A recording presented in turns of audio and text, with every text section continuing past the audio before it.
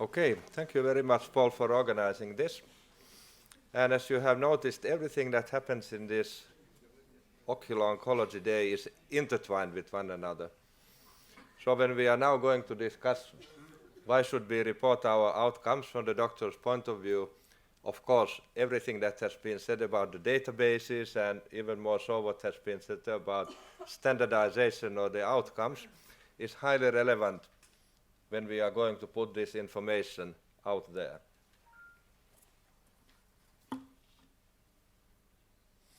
And this is a multi-step project. There is sort of a ladder of steps that you have to take to be able to report your outcomes so that they are in a comparable way. You have to record them. You have to analyze them in some form or another to know what to report.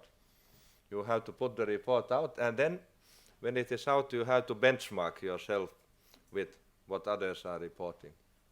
And we are going to look in a little bit more detail about all of these steps because there are at least two ways of doing them and many variations in between. How you record your outcomes. It may be that you are using your hospital-based registry that is the same for all types of diagnoses. Then it is very unlikely that you need to put any extra effort of your own into entering the data. You will do it in your practice. You will have patient-level data, but you will have little, if any, subspecialty specificity for your tumor cases. And this means that what you save in entering the data, you will lose when the time comes to review the data. We have heard about the dedicated registries on a collaborative level, but most of us have a dedicated registry of their own that usually don't communicate with one another, but that are very efficient to use in your practice. You usually minimize the effort to enter the case that the time that you use for individual patient. And these are very useful databases because usually with a few keystrokes you can get cohort data on demand. You can usually highly customize it, or even though you may need an IT technician to do the customization. And so the time that you invest in data entry is paid back when you have to look into the data. And supposedly, most of us are looking at the data on a regular basis. It may not be every year, but every now and then we look how we have done and how that compares with the previous project. And that can be ad hoc. You come to the idea that you have to look at a specific thing today. You usually extract the data in a spreadsheet format. You can do simple queries and cross-tabulations. But it's very difficult to repeat this after 3 years to have the data in a comparable form, to compare what you did previously and how you are doing now. So ideally you would standardize this process so that when you design your database you have data field that corresponds what is most often reported in the literature. That's already one step for comparing with the reported data. You would like to have your database in an elementary format. For example, Betty told me that code the location of the tumor in clock hours because out of that you can always permute any other location information. And you may have a macro to move the data in your statistical program, and then it's very easy to compare your analysis this year and after 3 years. And this will highly enhance the comparability of your data over time. The third step is to publish the outcome so that other people can see them as well, and you can either do it in the traditional literature-based way, or you can deposit your data in the registry like was described in the first session. The publishing takes time. Usually we know that when we start a manuscript, it may well take 12 months before we had a submitted version, and it may take another 1 year before you see it even in an electronic access format published. The problem is that the journal requirements vary a lot, so if you are rejected from the first journal, you need to do extra work to submit it to another one. And case data are very hard to publish. You can easily summarize the means and the medians, but it's very hard to convince the editors that you should also include the raw data case by case, out of which other people can do another combination of an analysis to make it comparable to what they have in their own database. But luckily, it's now possible in many cases to include this information as online-only attachments. And actually, there is an increasing number of journals that require that in addition to your manuscript, you have to deposit the raw data as well for everyone to access, like the PLOS family of journals. Otherwise, when you publish, no later editing is possible. The statistical analysis is there, and in the leading journals of ophthalmology, American journal, the JAMA Ophthalmology, in my opinion, about 10 to 30% of the statistical tests are put made in an incorrect way, so that you really would like to analyze the raw data, for example, by taking the ordering of the groups into account when just a chi-square test has been used that completely ignores the ordering of the data. So the statistics are fixed. The deposit method is much better because you can allow the data fields to match with another one so that you can make the transfer automatically. And if you come up with a new idea after 6 months or 1 month, the case-based data entry allows you to make all necessary analyses at will. So the final stage is the benchmarking, comparing your outcomes. It's very difficult for literature, as we know. If you write your discussion and try to compare with previous publication, you'll find that none of them has used exactly the same statistics or criteria. And the referral basis and case mix is a big problem because we are very poor in describing how the sample that we are reporting on came out to be, what proportion of all patients it is, and what actually happened to the patients that are not included in the report. This is something that we should also have in the online-only supplements very clearly, because the results are only extrapolatable to an exactly similar population that was used for the analysis. In the shared database solves this because the summary statistics can be calculated in whatever way you wish, and the raw data allow the new analyses, and the large number of data will help in the pooling. And all of this can be done either in an open or closed access way. And the next speakers, Stefan Seregard, Berti D'Amato, and Santos Honavar, are going to highlight the pros and cons of the open or the closed access for doing these different steps. I only had to say that, as we have seen from the databases, they tend up to get very complicated. So in collaborative studies, it's sometimes very useful to make a very simplistic approach, and this is what the European Ocular Oncology Group did for the 7th edition. So instead of entering or re-entering actually 8,000 patient data into dedicated database, it was simply requested an extract out of the East institutional database of 6 data items in Excel or whatever format that were then combined without any identification information. No birth date, not even age or sex. So there were no obstacles from the ethical committees in the institutions. But this, of course, is useful for answering a specific question, but not in comparing your overall outcomes.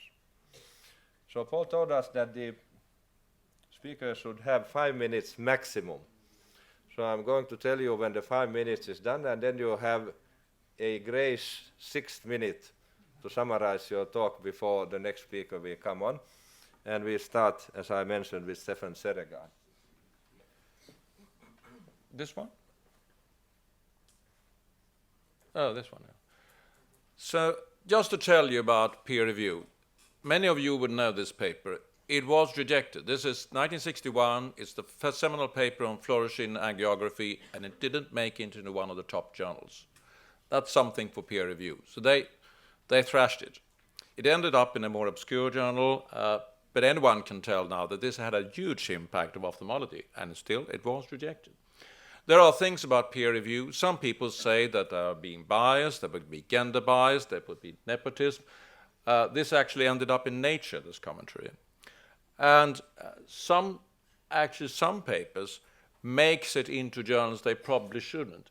This is 2 years ago, and this actually, a fake scientific paper fools 157 journals.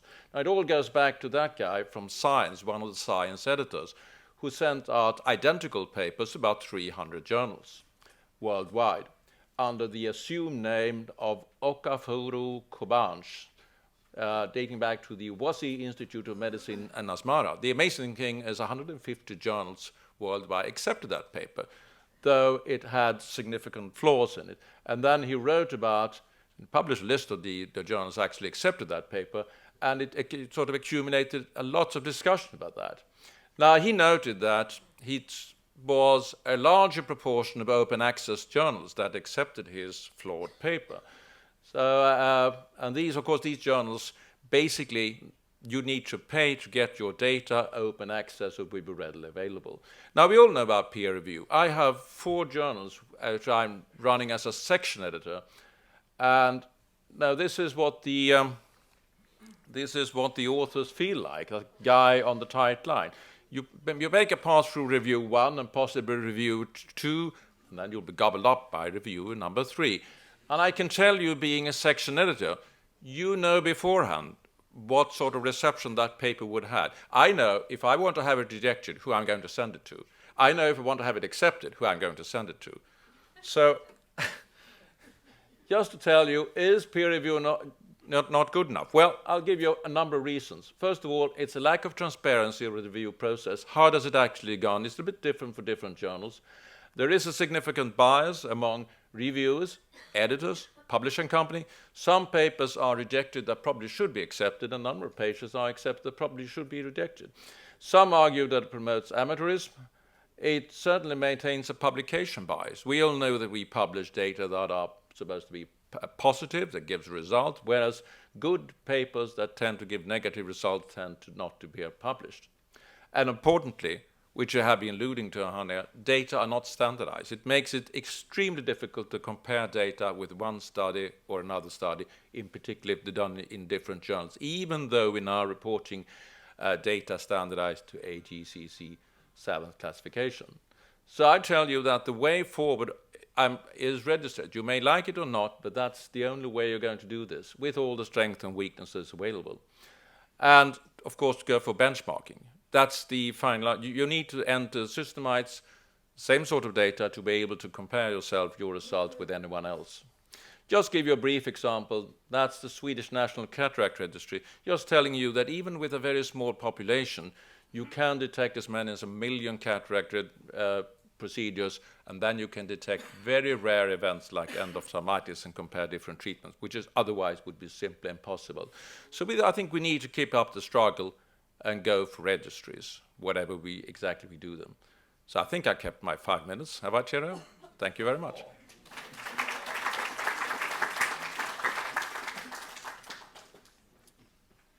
Yeah, thank you. That was 4 minutes, actually. Oh, do I get the next? I get the extra minute. So what I'd like to do is just to highlight some of the personal problems I've had with registries over my career, because they're applicable to open access, closed access registries, and so on. These are some of the risks: the poor data entry, garbage in, garbage out, patient consent issues, lack of time, all these things here. So in Liverpool, I had a system whereby the case notes were all synoptic, and we just circled words, no free text. And we had a full-time data manager, eventually 2 full-time data managers, who computerized everything. And that was really efficient and successful. It took no time at all for me. It was great. But I had the funds for 2 data managers. Then I moved to UCSF. Sorry, I'm pressing the wrong one here. And at UCSF, we have electronic medical records. So I thought, oh, great, I'm going to be able to extract all these electronic data from all the electronic records. But it wasn't like that at all. The data, there's lots of free text, no synoptic reports, and the information was all over the place, impossible to extract. But fortunately, I got in touch with the Apex team, the EPIC team, and they very kindly prepared forms for me so that now all ocular oncology patients have the data entered into the system in a synoptic form that's extractable into Excel. And that has created a lot of opportunities. The problem is a lot of follow-up data come as PDFs from referring ophthalmologists or letters or faxes. So I think we still need a data manager to put it all together.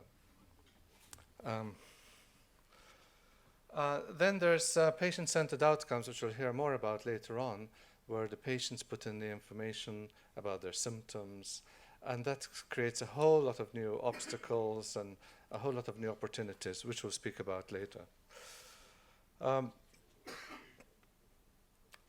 Once we have the data there, we have to get the data out, and that's created lots of problems integrating different databases, which have largely been overcome at UCSF. But one of the problems we're having with the conjunctival melanoma registry is the individual uploading of data, case by case by case. It takes a very long time. And that's why many of us are not able to enter the data retrospectively. Prospectively, with rare tumors, if we get 10 patients a year, we can easily do it. But if we've got 500 patients over the past 50 years, that's a different story. So that needs to be overcome.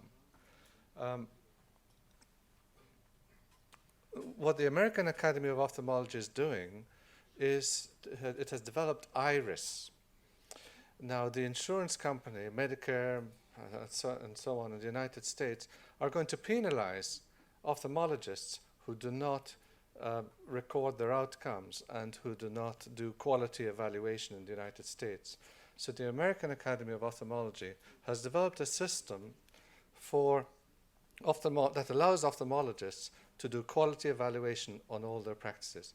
And in the past year or two, they've already got data on 6 million, more than 6 million cataract operations, complications, reduced procedures, and so on.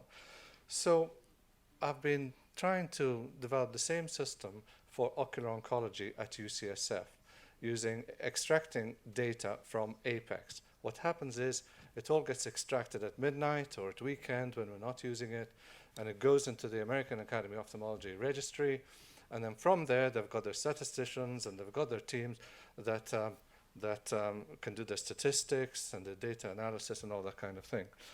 But that's only become possible because of the data flow sheets that we developed specifically for ocular oncology, where we got away from free text. It has greatly facilitated the process.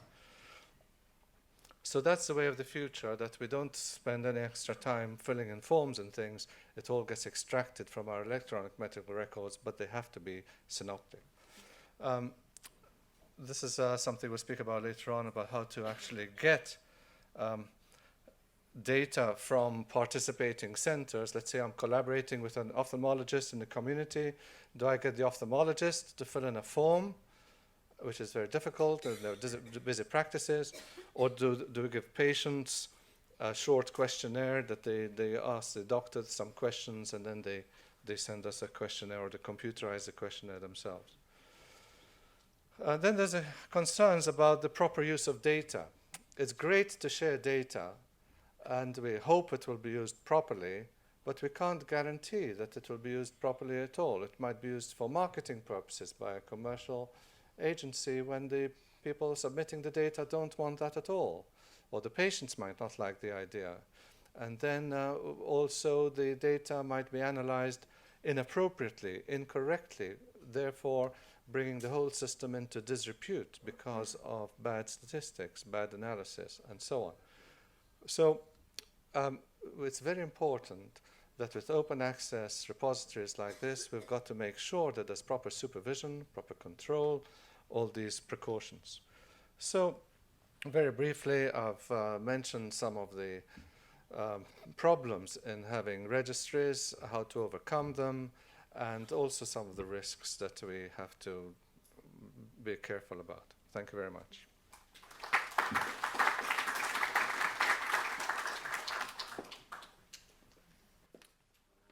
Thank you, Bertil. Now, Santos.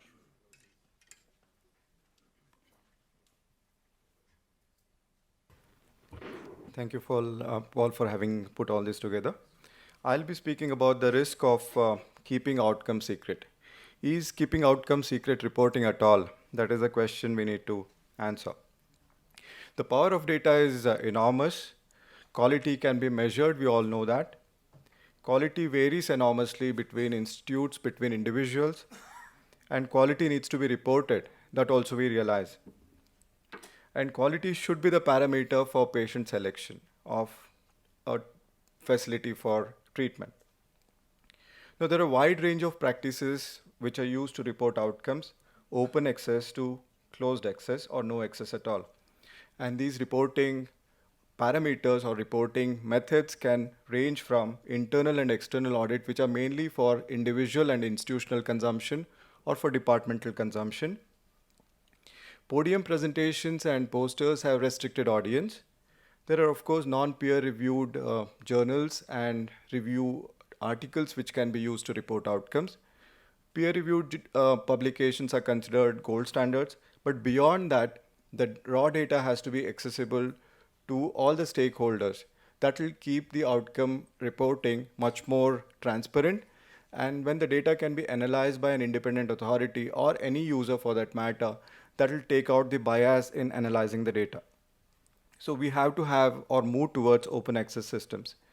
Now, there are certain organizations which periodically publish all their outcomes in various specialties in the form of books. These are, of course, filtered data tailored for consumption of all the stakeholders, but nevertheless, they're all on the website. This is from the Cleveland Clinic, where all the data of all the specialties, outcome registries are available on the website.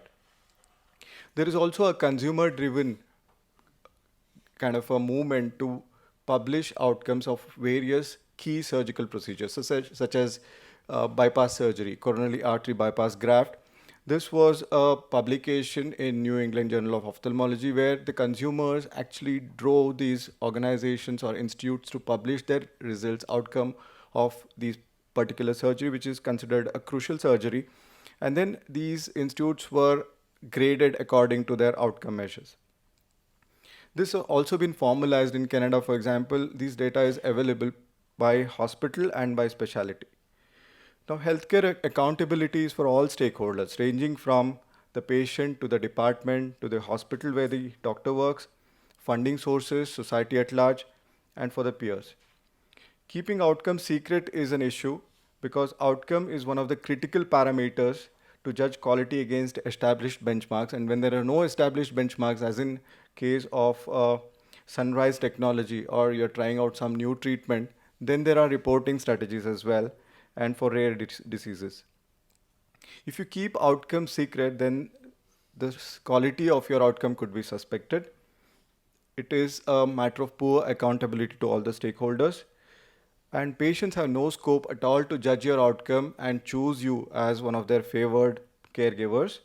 There is no scope to compare, analyze, and change or improve within an organization and even outside. And there is ultimately loss of trust. There are possible barriers for not reporting outcomes, one of which is time and resources that are accessible to a particular individual or an organization. Technology could be a constraint unless we use robust data mining technologies such as EMR and beyond. We are not able to put data in a particular way that is comparable or accessible. Mindset has to be changed, and in very rare situations, there could be some dubious intent as well. Thank you so much.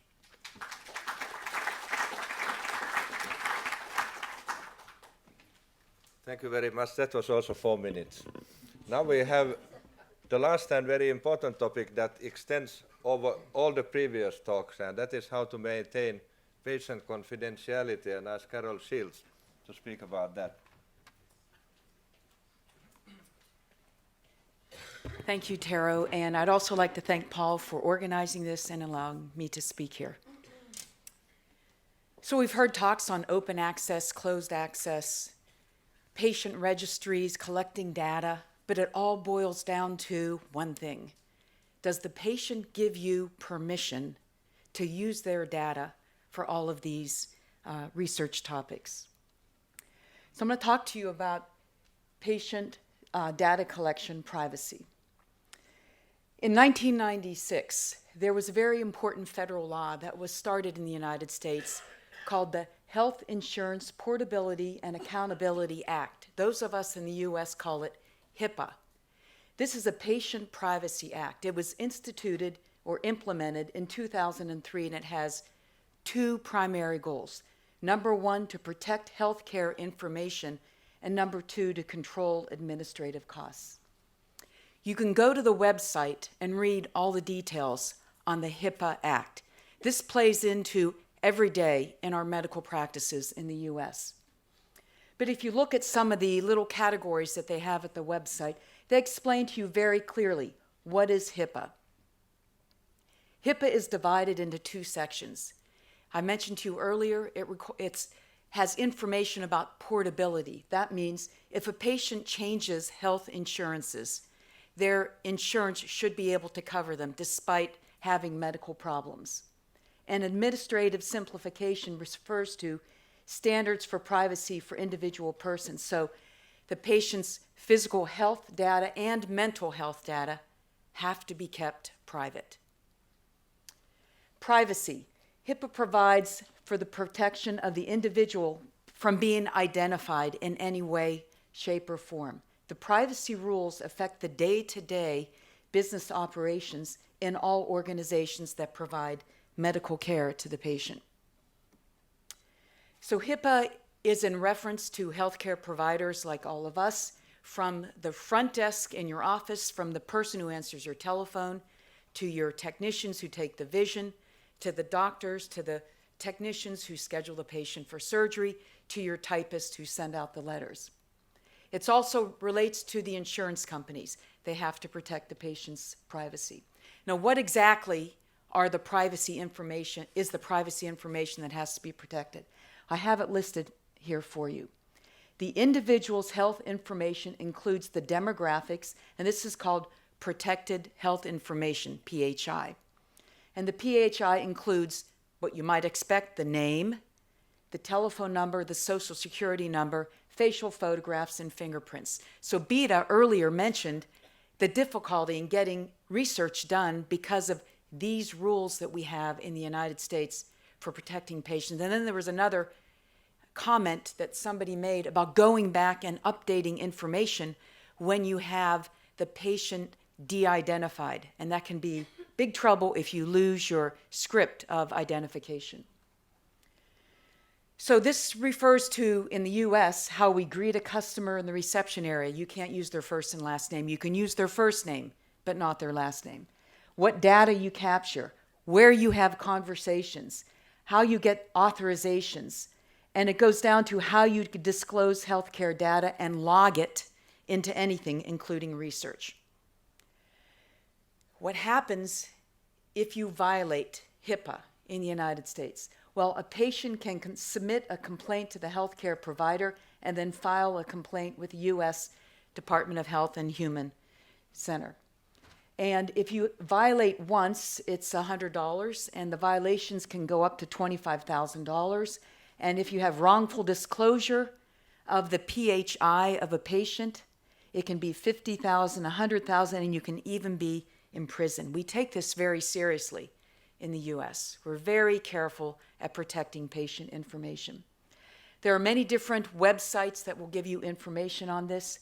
I'm just going to comment on one or two. I saw several publications on how HIPAA has inhibited proper research in the US because of all of these rules that protect patient privacy. It impedes research growth. And this one report mentioned that research was not intended to be governed by the HIPAA privacy rule, but neither was it exempt from the regulation. And they go on to say, for decades, the common rule has required that research participants must give informed consent. And in the US, if it's a prospective trial, patients have to sign consent in general. If it's a retrospective trial, you can get by with your IRB giving you excuse. You don't have to have a patient sign consent. They will waive that consent. So this impacts research. It has been a barrier to multi-site research because of the protection of PHI. So many doctors have been reluctant to participate in research because of HIPAA in the United States. My suggestion is to look at what other multi-center or even international groups have done by using the NIH or this one that I think is wonderful, the JABES Center. What is the JABES Center? It's a center for health research, and they take multiple centers and work with them. The JABES Center, JAEB, has a website that I think we should all look at, and they've worked on the DRCR-NET. Many of you know of this. This is the Diabetic Retinopathy Center, and there's over 100 sites that they organize and work together to protect patients' privacy. So in summary, over the past 4 minutes and 22 and 46 seconds, we have covered a little bit of the importance of protecting patient health care. Thank you.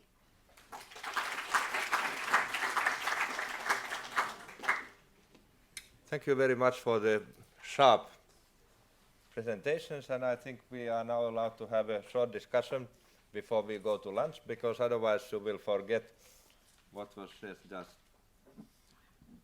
To aid with that discussion, we were talking about the participants that what would be our idea about this topic, how we would summarize what the goal should be. And it would probably be something like this. And it is now for you either to support or to oppose this type of a view.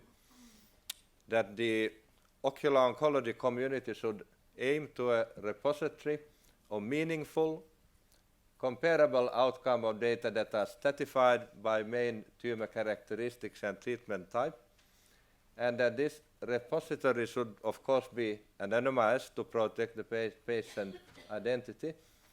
It should be open for participants who enter the data, but it probably also should be open not to everyone, but to interested outside ocular oncologists that perhaps don't have the means yet to import their data into the database, but who would still benefit from comparing what the outcome in this database is with whatever information they have of their own system.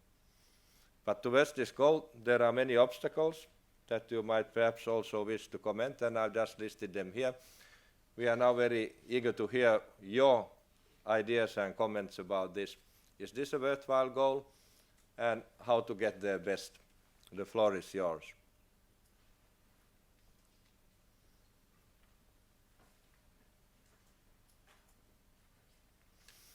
We can start with a show of hands if there are no comments. Who would be willing to work, and who thinks that this type of a repository is something that we should, in honest, start to work on, can raise their hands? But there may be also others who think that is definitely not the way to go, either because it is disclosing information to outside parties that you wish to keep to yourself, or that it is not financially or technically possible. Who would rather share this latter view about the idea? I have a comment. Those of us who are very busy clinicians find the amount of time consumption and the cost consumption would be incomprehensible. And I wish there were an easier way to extract data. You sort of mentioned data extraction from already existing electronic medical records, rather than inputting an entire second database.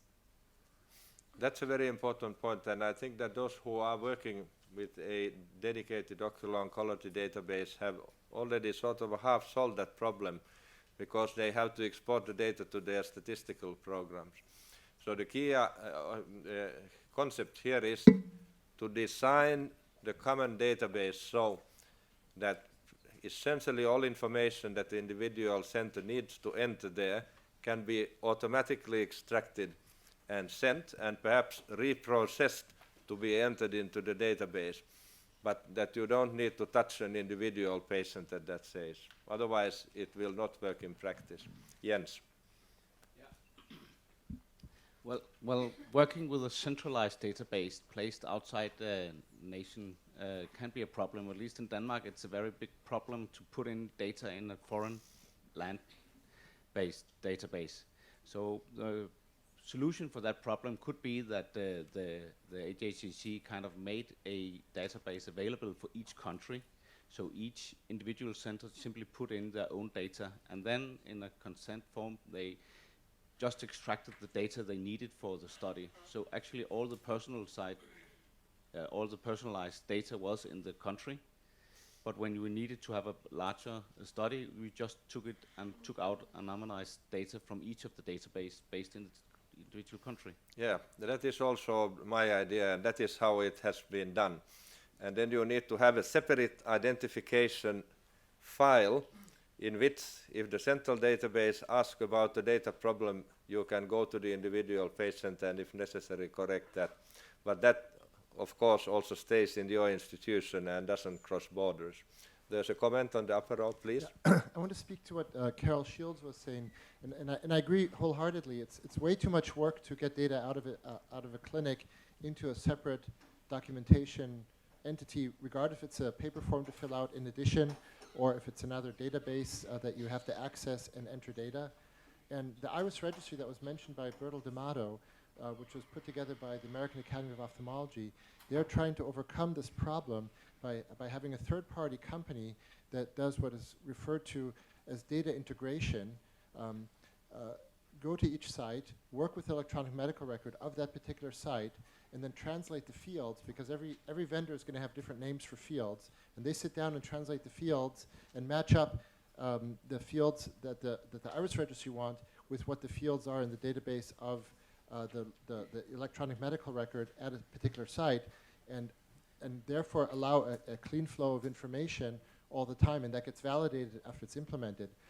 And there was earlier this morning a mention of having a single ocular oncology electronic medical record, and I think for at least in the United States, most university-associated practices, that would not be possible because we have mandates on which electronic medical record to use, namely the one that the institution chooses, not the one that we choose. And therefore, I think a data integration approach. Before you move on, one second. The eCancer Care, I actually had the opportunity to go up to Toronto and see what was going on. And it's really, it can be made to overlay the current electronic medical record and actually feed that electronic medical record information. And so it's more of an adjunctive program. I think that if a small nucleus of countries and people are interested in forming a benchmark, then that's probably would be a great start. And then, Paul, can I finish my comments? I just had one more important thing I wanted to say. So as people are implementing electronic medical records and evolving them at their particular practice sites, it would be very helpful if this group would come up with a list of discrete data elements that should be recorded that can then later be extracted, similar to what Bertel D'Amato has mentioned. He's made a data sheet for the EPIC record, so that can be easily extracted. Because if you put the tumor height in the field, in the peripheral exam of the fundus, and it's nowhere else discretely available, it's not extractable. There has to be a separate data field for that. And I think that would be the most useful thing this group could come up with, is a discrete set of fields, and then gets and that is a highly significant item, because you can only maintain the system if it's simple enough, and you have to find the tendency of including every detail. You have to decide what are the key elements to stratify the tumors and to know the outcomes, and only enter in the common database that central information. We have Taro, we got to move on. two last comments. First from there, and then Gombos, and then we have to complete the session and go to lunch. Thank you. Taro, it looks like around the room you've got consensus that people want to solve the problems and want the data to be able to do that, and that we've got legalistic and privacy and nationalistic troubles doing that. Can we use something at an agency like the WHO that's international, that doesn't have, and that has outcome for patients at its base. As a group, we're small enough within any of our agencies, we'll never be able to move our countries or the sort of system, but perhaps if we went somewhere as a group and said, we're going to do this, how do you help us? Yeah, this get is one past it? avenue to discuss. Yeah. And I've seen that there is a list where you can put your name if you are interested to continue working for this particular goal.